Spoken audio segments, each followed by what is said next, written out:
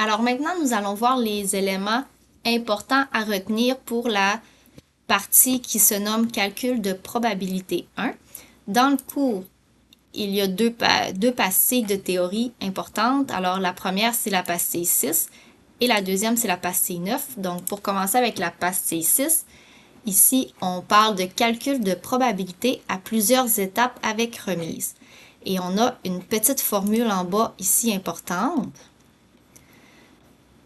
Donc, on parle d'expérience en plusieurs étapes. C'est lorsque on va réaliser une action suivie de d'autres actions. Donc, plus précisément, par exemple, quand on parle de si on veut faire deux lancers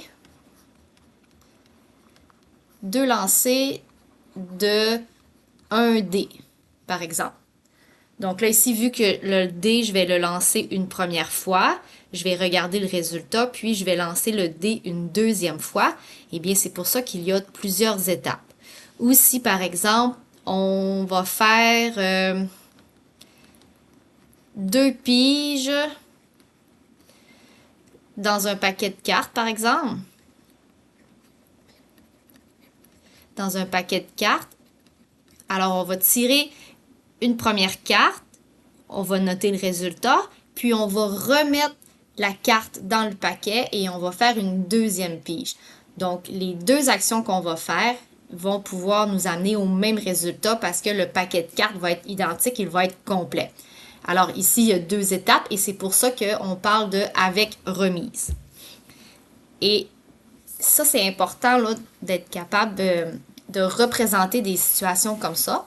Alors, quand il y a plusieurs étapes, on va toujours commencer par la première étape. Donc, on va se faire un rond comme ça et on va faire des lignes qui vont représenter les résultats possibles. Donc, ce qu'on va faire, ça va s'appeler un arbre de probabilité. Donc, si je regarde les lancers quand on lance un dé, alors c'est quoi les résultats possibles lors du premier lancer? Eh bien, je peux arriver sur le 1, 2, 3, 4, 5 et 6. Donc ça ici, ça représente la première étape, c'est le premier lancer. Et là, pour représenter le deuxième lancer, on va toujours s'imaginer. Donc, on imagine qu'on lance le dé une fois et qu'on arrive, tu sais, j'ai mon dé comme ça. Et là, je suis arrivée sur le 1. Donc, là, je repars un nouvel arbre à partir du 1. Donc, j'ai le 1 lors du premier lancer et là, je relance le dé. Donc, qu'est-ce que je peux obtenir? Eh bien, je vais encore venir me faire 6 branches parce que lors de mon deuxième lancer, je peux encore obtenir les mêmes résultats.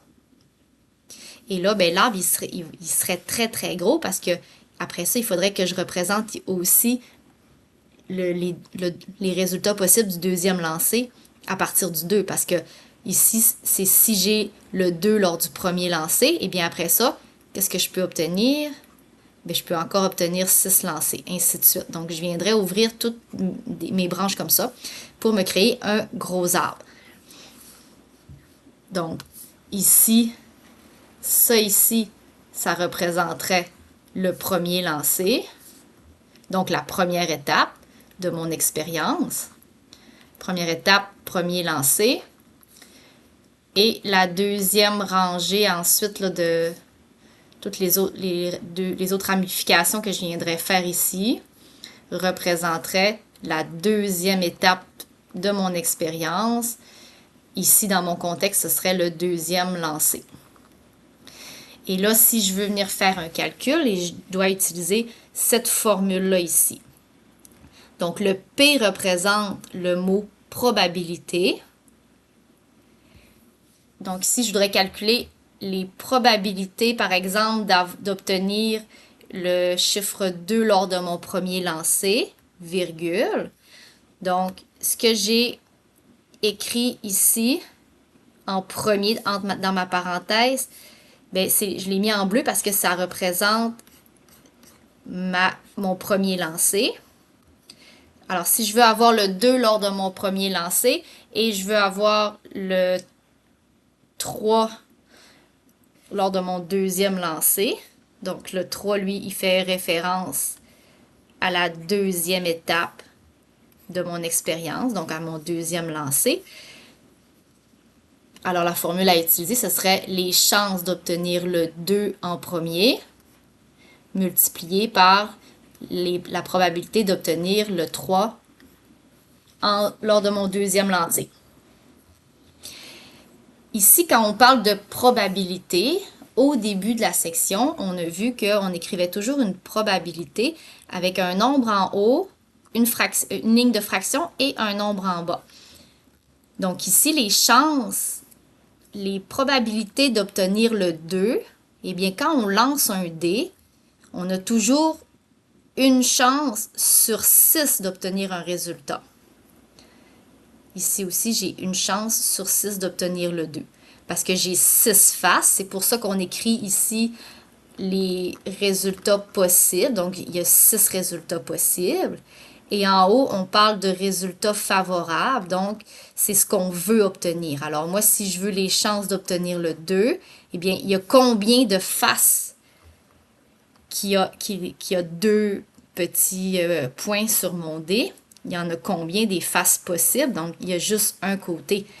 Alors, c'est pour ça qu'on va dire que les chances vont être de 1 sur 6. Alors, si je réécris ma formule, les chances d'obtenir le 2 en premier et le 3 en deuxième vont être égales à 1 sur 6 multiplié. Puis là, il me manquerait à écrire celui-ci. Donc, les chances d'obtenir le 3. Si je reprends le même dé, je le brasse dans mes mains et je le relance à nouveau, eh bien, les chances d'obtenir 3 vont être également de 1 sur 6 parce que sur mon petit dé ici, j'ai combien de faces qui a 3 picots? J'ai une face et il y a combien de faces totales sur mon dé? Bien, il y a 6 côtés. Alors, c'est 1 sur 6. Ici, 1 sur 6 fois 1 sur 6, ça donne 1 sur 36. Donc, les chances d'obtenir 2 en premier et 3 en deuxième vont être égales à une chance sur 36. Et donc là, si mon arbre il est très petit, là, mettons je mets mon 3 comme ça. Donc quand j'écris P de 2,3, c'est comme si je voulais savoir...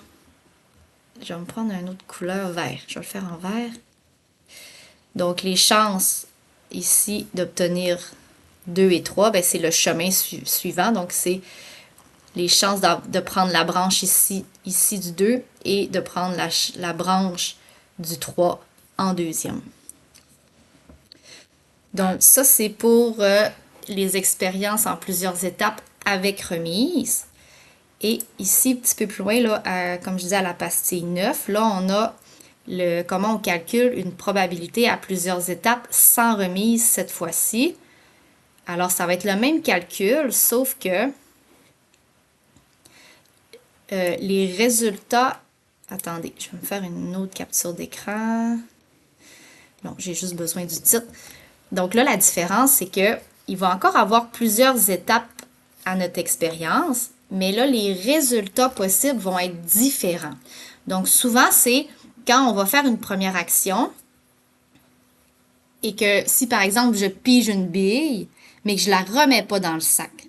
Ça va être le cas, par exemple, quand on fait des tirages. Eh bien, si on tire un nom d'un gagnant et qu'on veut faire 2 gagnants, eh bien, lors du deuxième tirage, on ne remet pas le nom à l'intérieur. Donc, c'est pour ça qu'on dit que c'est sans remise.